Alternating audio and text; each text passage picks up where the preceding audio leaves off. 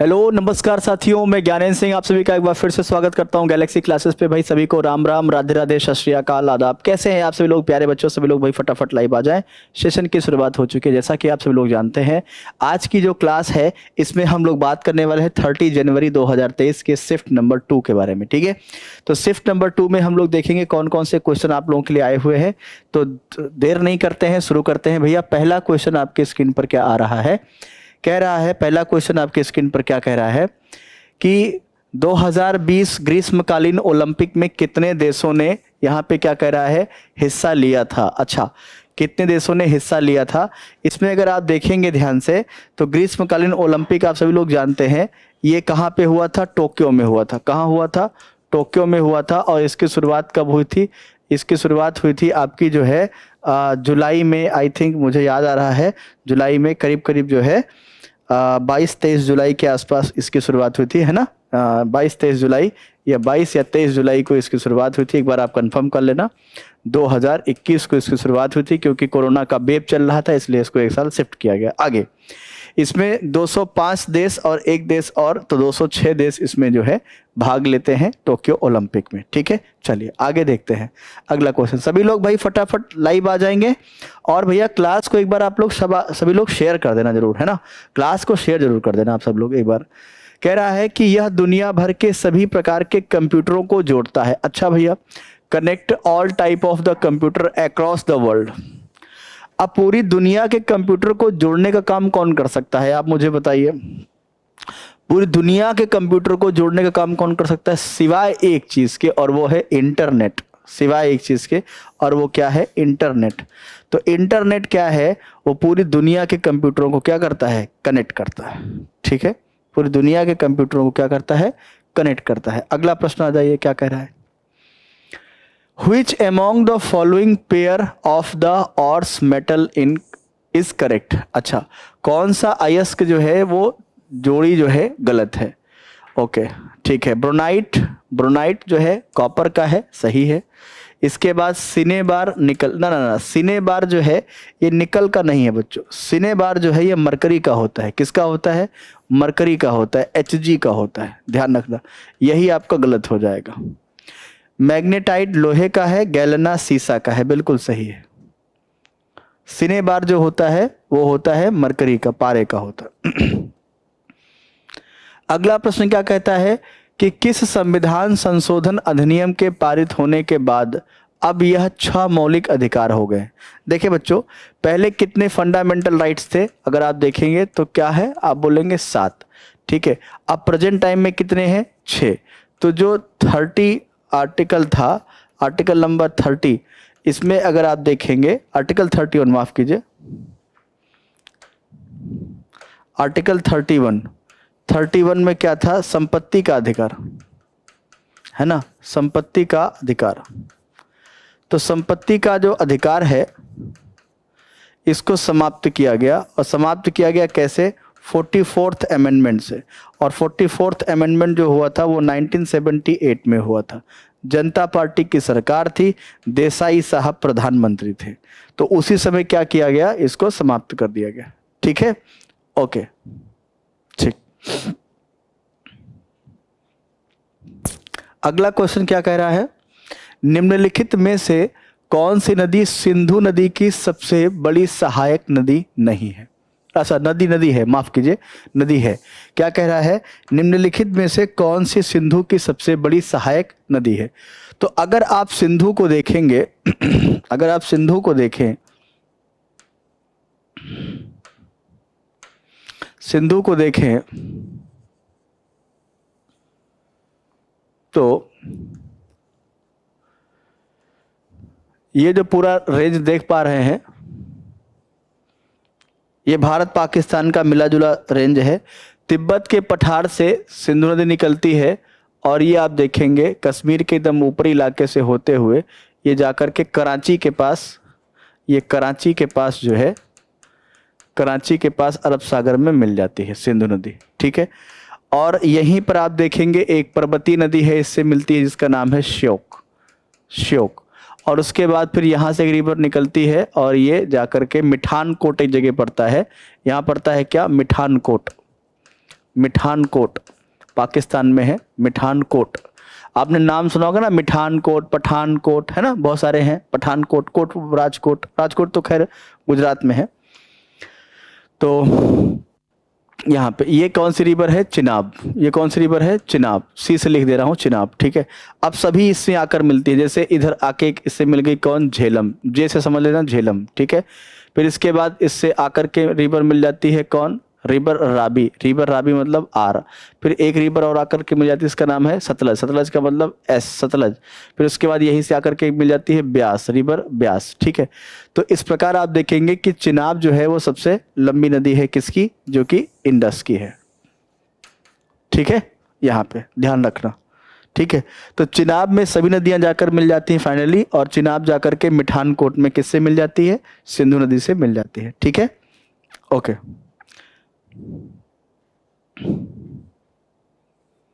Okay. अगला question क्या आ रहा है? दिए गए विकल्पों में से सामाजिक न्याय एवं अधिकारिता मंत्रालय का संरक्षण कार्य नहीं है। ये का कार्य नहीं है, ये आपसे पूछ रहा है। यह कार्य नहीं है, बताएंगे मुझे। देखिए, कह रहा है कि ई श्रम, नशा मुक्त भारत अभियान, ई अनुदान, या राष्ट्रीय, मतलब या कह सकते हैं जेंडर व्यक्तियों के लिए राष्ट्रीय पोर्टल। इसमें कौन सा ऐसा है जो सामाजिक न्याय एवं अधिकारिता मंत्रालय के अंतर्गत नहीं आता है? तो बच्चों एक बात ध्यान रखना, जो ई श्रम है, जो ई श्रम है, ये किसके अंतर्गत आता है? श्रम एवं रोजगार मंत्रालय। ध्यान रखना, श्रम एवं रोजगार मंत्रालय के अंतर्गत आता है। श्रम एवं रोजगार मंत्रालय के अंतर्गत आता है। और श्रम एवं रोजगार मंत्रालय के जो मंत्री हैं वो कौन है? भूपेंद्र यादव हैं। कौन है? भूपेंद्र यादव हैं। कौन है? भूपेंद्र यादव हैं। श्रम एवं रोजगार जो मंत्री हैं वो कौन है? आपके भूपेंद्र यादव हैं, ठीक है। और डॉक्टर बीरेंद्र इसके मंत्री हैं। सामाजिक न्याय और अधिकारिता जो मंत्रालय है, इसके जो मंत्री हैं वो कौन है? डॉक्टर बीरेंद्र। ध्यान रखना, डॉक्टर बीरेंद्र, ठीक है। डॉक्टर बीरेंद्र जो हैं, बीरेंद्र कुमार जो हैं, वो सामाजिक न्याय और अधिकारिता मंत्रालय के मंत्री हैं, ठीक है। ओके, तो ई श्रम जो है ये भाग किसका है? श्रम एवं रोजगार मंत्रालय का। 2011 की जनगणना के अनुसार किस भारतीय राज्य की साक्षरता दर सबसे कम है? भैया इसमें बताने वाली बात है क्या कि सबसे कम साक्षरता दर कहाँ की है? वो कहते हैं कि सबसे अधिक आईएएस आईपीएस भी वहीं से निकलते हैं। दुनिया में सबसे पहले बड़े बड़े राजा महाराजाओं का गढ़ माना जाता है। महात्मा बुद्ध, महावीर स्वामी जैसे महान लोगों ने वहाँ पर ज्ञान प्राप्त किया, प्रचार प्रसार किया। ये वो धरती है जिसे हम बिहार कहते हैं। लेकिन न जाने क्या ग्रहण लग गया बिहार में कि वहाँ की जो शिक्षा व्यवस्था है तमाम जो है वो चरमरा गई है। और वो दिन कब देखने को मिलेगा कि बिहार फिर से उन ऊंचाइयों पे पहुंचेगा? और इस बात का इंतज़ार बिहार को ही नहीं पूरे देश को है, ठीक है। तो यहाँ पर सही आंसर क्या हो जाता है? बिहार। एक ज़माना था कि पूरी दुनिया के लोग बिहार में पढ़ने आते थे, बिहार विश्व गुरु था उस टाइम पे। और आज बिहार शिक्षा के मामले में पीछे है, तो कहीं ना कहीं इसमें बिहार के लोगों का और भारत के लोगों का और पद पर बैठे लोगों का रिस्पॉन्सिबिलिटी बनता है, ठीक है। इसमें सबकी रिस्पॉन्सिबिलिटी बनती है, किसी एक व्यक्ति को हम कटघरे में नहीं खड़ा कर सकते हैं। इसमें सब रिस्पॉन्सिबल हैं, छोटे से लेकर बड़े तक। क्योंकि जब आप व्यक्तिगत लाभ की तरफ भागेंगे ना, तो समाज का कल्याण नहीं हो सकता है। व्यक्तिगत लाभ कभी भी समाज का कल्याण नहीं कर सकता है, इस बात का ध्यान रखेंगे। और जब आप चाहते हैं कि आपका देश, आपका राज्य प्रगति करे, तो आपको व्यक्तिगत स्वार्थ से हट करके सोचना पड़ेगा, ठीक है।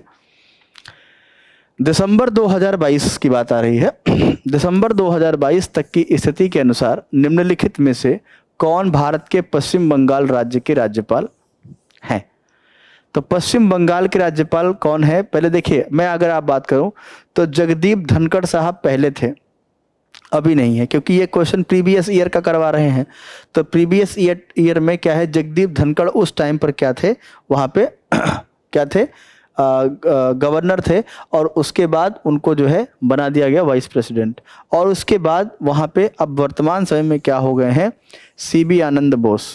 ये बात ध्यान रखना, सीबी आनंद बोस जो है ये क्या है, गवर्नर है कहाँ के, पश्चिम बंगाल के। और पश्चिम बंगाल की चीफ मिनिस्टर कौन है, आप सभी को पता होगा, ममता बनर्जी। और बच्चों मेरे हिसाब से भारत सरकार को एक अमेंडमेंट करना चाहिए, और वो अमेंडमेंट क्या करना चाहिए कि अब पश्चिम बंगाल को बंगाल कहना चाहिए, है ना। यानी पश्चिम बंगाल को पश्चिम बंगाल कहना बंद कर देना चाहिए, अब केवल और केवल क्या कहना चाहिए, बंगाल। भाई पश्चिम बंगाल हम तब कहें जब हमारा पूर्वी बंगाल हो। अब पूर्वी बंगाल का कोई नामो निशान है नहीं, आप बात समझ रहे हैं। ये पश्चिम बंगाल पूर्वी बंगाल का कॉन्सेप्ट कब आया, ये 19 जुलाई 1905 को आया, जब घोषणा हुई थी, ठीक है। उसके बाद फिर क्या हुआ, फिर से बंगाल क्या हो गया, एक हो गया। लेकिन इन 7-8 सालों में क्या हुआ, लोगों के दिलो दिमाग में बस वही चल रहा था, पूर्वी बंगाल पश्चिम बंगाल। जैसे आज भी आप देखते हैं तमाम लोग कहते हैं north India south India. North India south India कोई इंडिया नहीं, केवल एक इंडिया है, ठीक है। और एक बात ध्यान रखें, पूर्वी बंगाल जब होता भारत में तब पश्चिम बंगाल कहना उचित है। जैसे भी आप लोग नॉर्मली बोल दें कि हाँ ये मंदिर दक्षिण भारत में है, तो समझ में आता चलो ठीक है, क्यों दक्षिण भारत में, क्योंकि उत्तर भारत आपका है इसलिए दक्षिण भारत आप बोल रहे हो। अब पता चला कि उत्तर भारत आपका है ही नहीं, तो फिर उत्तर जब आपका है ही नहीं तो दक्षिण क्यों बोल रहे हो, फिर उसको भारत ही बोलो। ठीक उसी प्रकार से जब आपका पूर्वी बंगाल है ही नहीं तो आप पश्चिम बंगाल क्यों बोलते हो, फिर आप उसको क्या बोलो, बंगाल बोलो। आपने देखा होगा कई राज्यों के और कई जिलों के नाम परिवर्तित हुए हैं, तो कई जिलों और कई राज्यों के नाम जो परिवर्तित हुए हैं, तो सिंपल सी बात है, इसमें भी सरकार को क्या करना चाहिए, परिवर्तन करना चाहिए, ठीक है, मेरे हिसाब से जहां लगता है। अगला प्रश्न आ जाइए, क्या कह रहा है, निम्नलिखित में से हड़प्पा सभ्यता की कौन सी धातु वर्तमान राजस्थान और ओमान से प्राप्त की जाती थी। भैया आपने देखा होगा कि हड़प्पा सभ्यता में बहुत सी चीजें ऐसी थी जो मंगाई जाती थी। जैसे अगर मैं बात करूं सोना, चांदी, लाजवर्द जो होती थी ना बेटा, लाजवर्द जो होती थी, ये एक लाजवर्द जो होता था ये एक पत्थर होता था ग्रीन कलर का, है ना। लाजवर्द जो है ऐसे ग्रीन कलर का एक पत्थर होता था, ये ऐसे होता था, ग्रीन कलर का एक पत्थर होता था, ठीक है। तो ये जो चीजें थी ना, सोना चांदी लाजवर्द, ये अफगानिस्तान से मंगाते थे।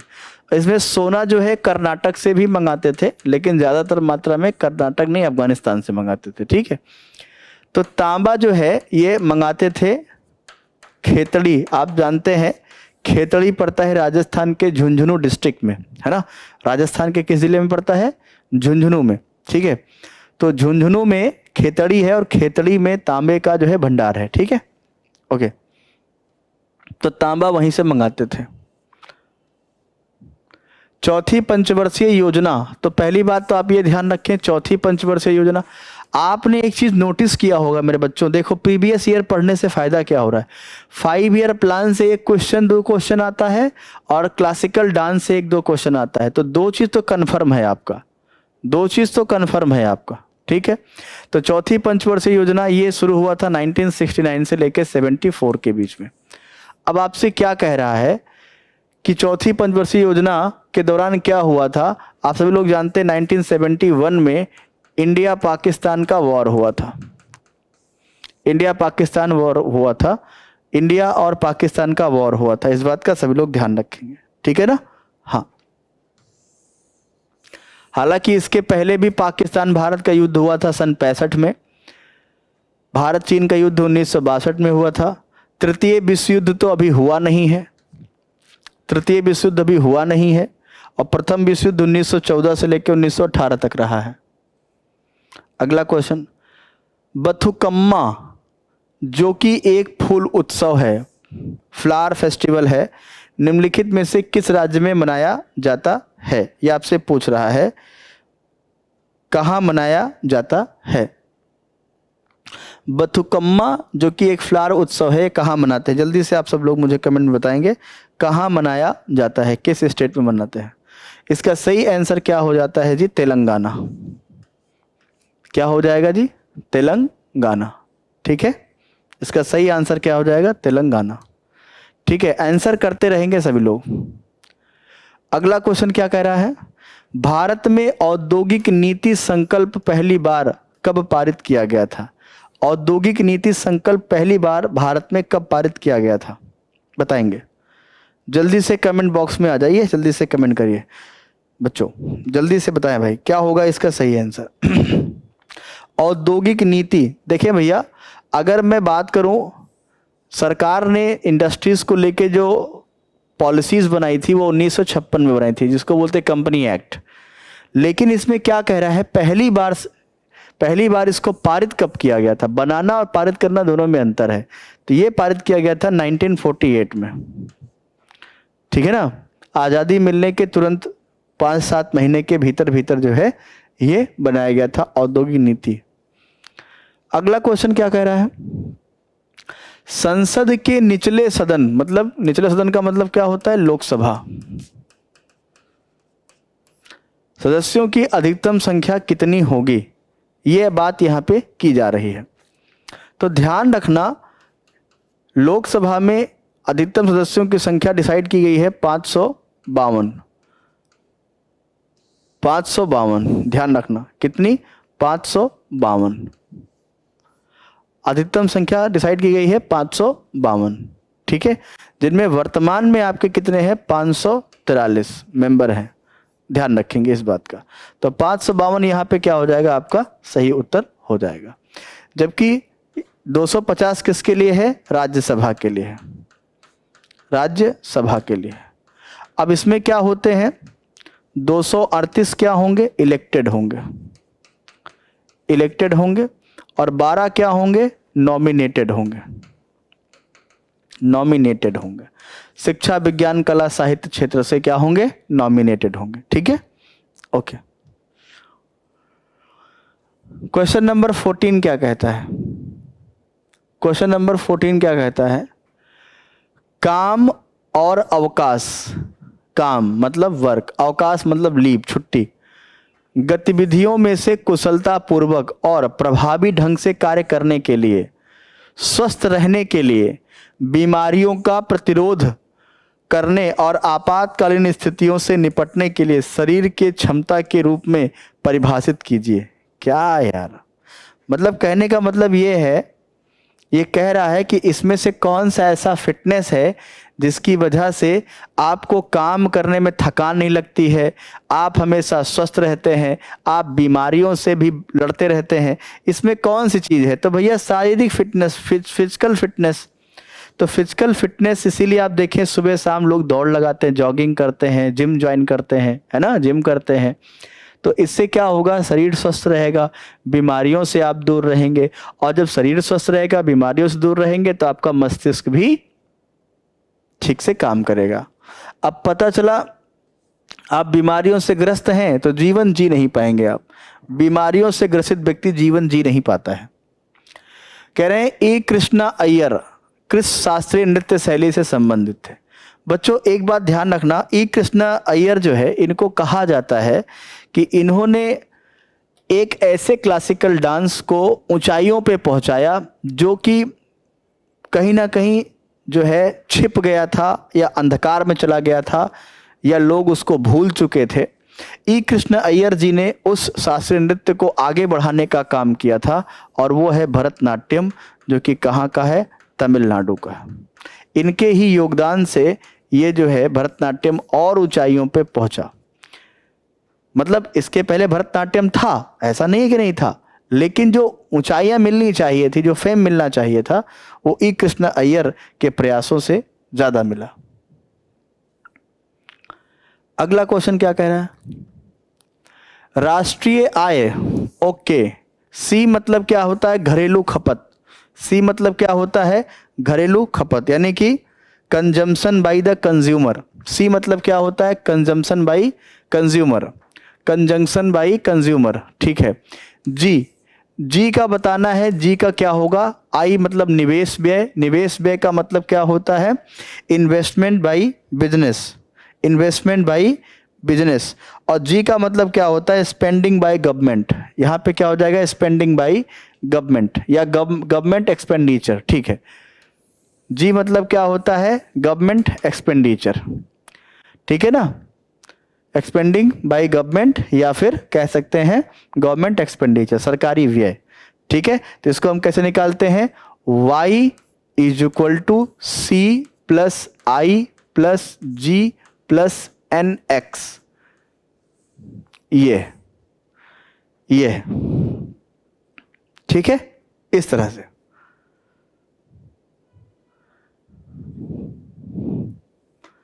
अगला क्वेश्चन क्या है, रणजी ट्रॉफी का संबंध किस खेल से है। अब इसका आंसर ना बता पाओ तो बेकार है भैया। रणजी ट्रॉफी का संबंध किस खेल से, जल्दी से बताएंगे। तो रणजी ट्रॉफी का संबंध है क्रिकेट से, ध्यान रखना, किससे है, क्रिकेट से। ज्यादा इसमें सोचना ही नहीं है, क्रिकेट से। अगला क्या कह रहा है, निम्नलिखित में से किसने केरल संगीत नाटक एकेडमी फेलोशिप 1974 प्राप्त किया है। केरल संगीत नाटक एकेडमी फेलोशिप प्राप्त किया है कलामंडलम कल्याणकुट्टी अम्मा, अनुराधा पांडे, सोना नारायण, महबूबा। नहीं, इन सबका संबंध जो है कथक से है। इनका संबंध कथक से है, तो केरल में कहाँ पहुंच जाएंगे। यह है कलामंडलम कल्याणकुट्टी अम्मा, यही है। पहला पॉइंट आपका क्या हो जाएगा, बिल्कुल सही हो जाएगा। ठीक है, ओके। अगले प्रश्न पे आते हैं। नवंबर 2022 में निम्नलिखित में से किस स्मारक को भारत के प्रधानमंत्री ने राष्ट्रीय स्मारक घोषित किया है। ये आपसे पूछ रहे हैं, राष्ट्रीय स्मारक घोषित किया है। तो भैया एक बात ध्यान रखना, राजस्थान में वो जगह है, और राजस्थान में एक जिला है बांसवाड़ा,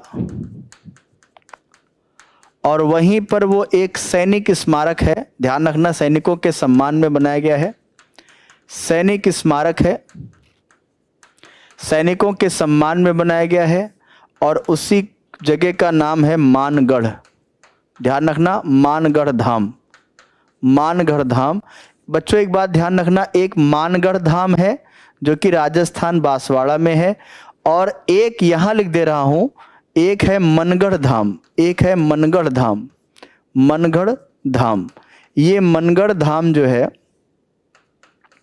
यह है प्रतापगढ़ कुंडा, प्रतापगढ़ कुंडा, ध्यान रखना, उत्तर प्रदेश।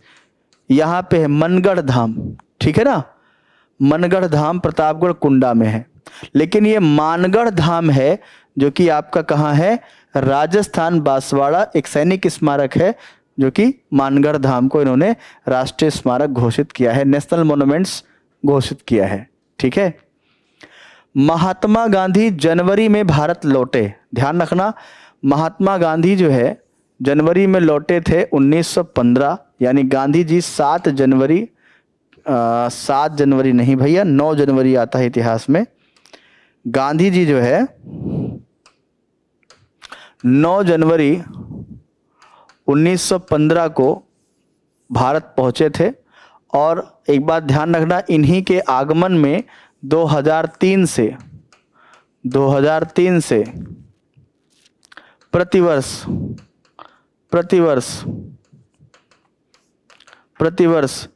अप्रवासी भारतीय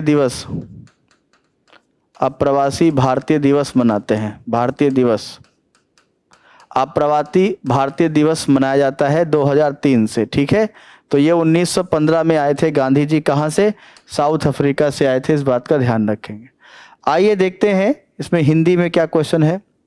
जो बहुत बोलता है, अरे भैया जो बहुत बोलता है उसके लिए क्या है, वाचाल है ना। आपने सुना है, बहिरो सुने गूंग पुण्य बोले, रंग चले सिर छत्र धराई, है ना। वाचाल का मतलब क्या है, जो बहुत बोलता है।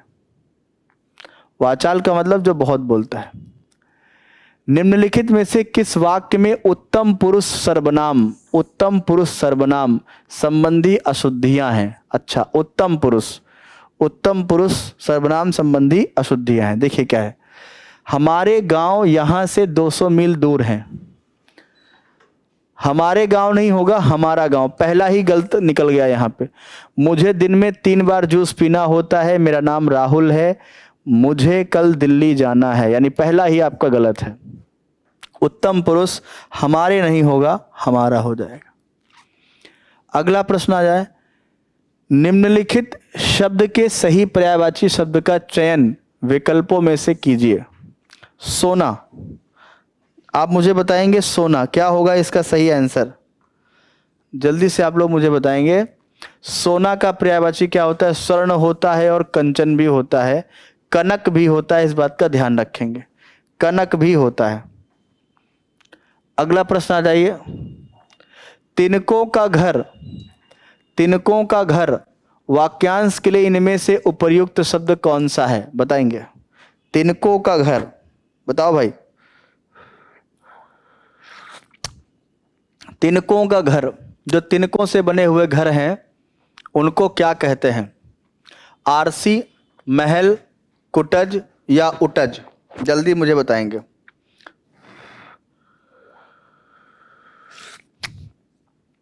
देखिए यहां पे कुटज का मतलब कुटिया से ले सकते हैं, लेकिन यहां तिनकों का जो बना हुआ घर होता है उसको उटज बोलते हैं। क्या बोलते हैं? उटज बोलते हैं। ओके, अगले प्रश्न पे आए, निम्नलिखित में से किस वाक्य में वर्तनीगत अशुद्धि है? मतलब वर्तनी में अशुद्धि है। आर्यावर्त एक राष्ट्रीय दैनिक है। अच्छा, यहां अंतर विश्वविद्यालय प्रतियोगिता, गलत लिखा है, प्रतियोगिता होता है, प्रतियोगिता, प्रतियोगिता ये है, गलत हो गया है ना, प्रतियोगिता ये गलत लिखा हुआ है, प्रतियोगिता नहीं होता है, प्रतियोगिता होता है। क्वेश्चन नंबर 6 क्या कहता है? निम्न विकल्पों में से शुद्ध वाक्य का चयन कीजिए। बताइए भैया शुद्ध वाक्य कौन सा है? बेटी बेटा से पूछो, बेटो बिटिया से पूछो, बेटे ने बेटी से पूछा, बेटा ने बेटी से पूछा। बताएं। बेटे ने बेटी से पूछा, बेटे ने बेटी से पूछा। अरे तो दोनों एक ही जैसे हैं, कुछ गलती तो होगी जरूर कहीं ना कहीं। बेटे ने बेटी से पूछा, अच्छा अच्छा बेटा ने, यहां पे बेटा है, गलत हो जाएगा। हाँ ये पहला सही हो जाएगा। बेटे ने बेटी से पूछा, बेटा ने बेटी से पूछा, बेटे ने बेटी से पूछा, ठीक है, ओके। वह पढ़ना मांगता है, अरे यार ये कोई मुंबई में थोड़ी बैठे हैं, पढ़ना मांगता है, मेरे को चाय मांगता है, ठीक है, अपन को ये मांगता है, ये सब भाषाएं ऐसे ही निकल के आती हैं, बट इनका कहीं रिलेवेंसी नहीं है हिंदी में। वो पढ़ना चाहता है, वो पढ़ना चाहता है, लेकिन लोग पढ़ने नहीं देते हैं। ऐसे लोग कहाँ मिलेंगे भाई कि जो पढ़ना चाहते हो? ऐसे लोग कहाँ मिलेंगे? इस ग्रह पे तो बहुत ही कम है, इस ग्रह पे तो कहीं बहुत कम है। किसी और ग्रह पे भले लोग मिल जाएं, पढ़ने का मन करे। यहाँ तो सब लोगों को तो वह घूमने का मन करता है, मोमोज कहीं खाने को मिल जाए वहाँ चले जाएंगे। पिछले साल गांव में भयानक बाढ़ आई थी। अच्छा, तो इसमें बाढ़ का विलोम बताना है आपको। बाढ़ का विलोम क्या होगा?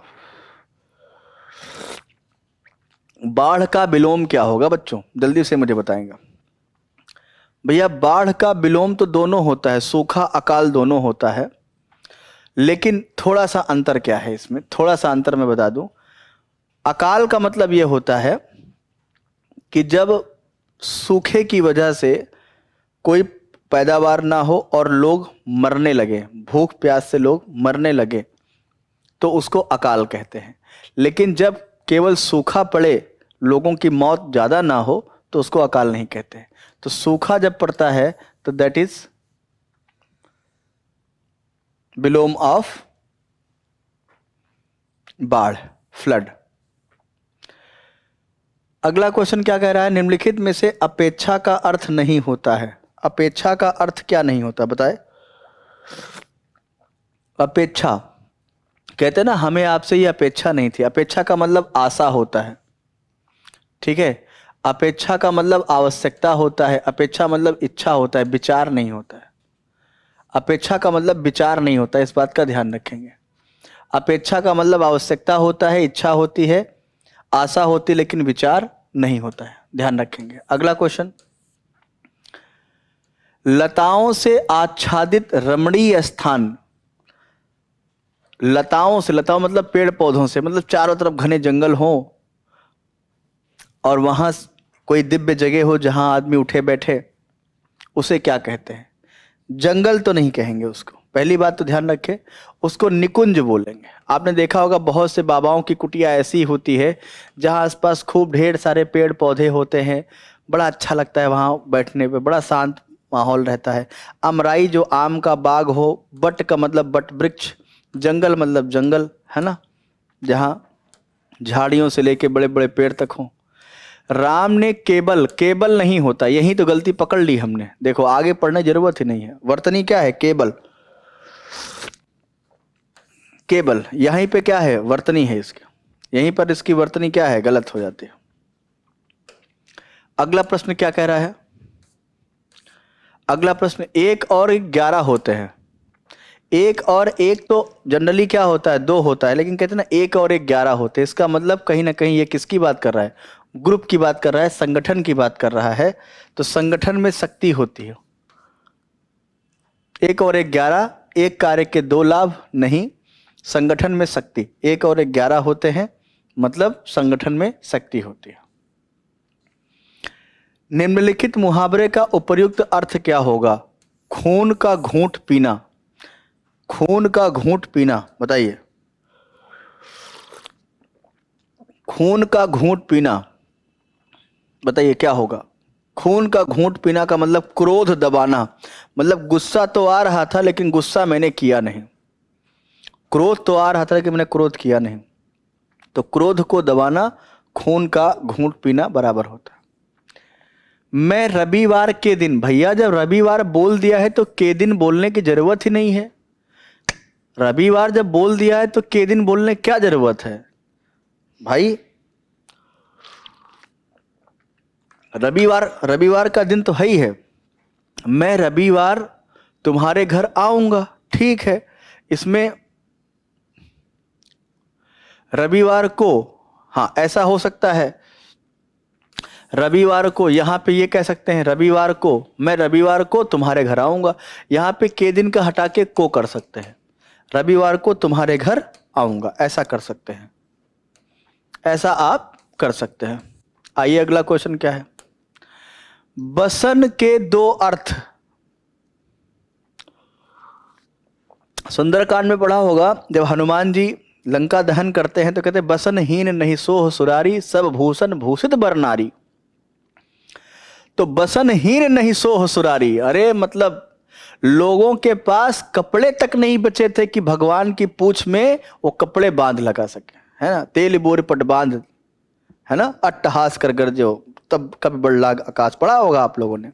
बसन हीन नहीं सोह सुरारी, मतलब इतने बड़े राजा के पास कपड़े नहीं थे कि हनुमान जी की पूंछ में वो कपड़े बांध सके, तेल लगा सके। बसन का मतलब क्या? वस्त्र। एक वसन का मतलब क्या होता है? कमर के पास पहनने वाला आभूषण, कमरबंद क्या बोलते हैं उसको, है ना, जो यहां पहनते हैं। बेल्ट क्या बोलते हैं? बेल्ट बोलते हैं, जो भी बोलते हैं समझ लेना, कमरबंद। अगला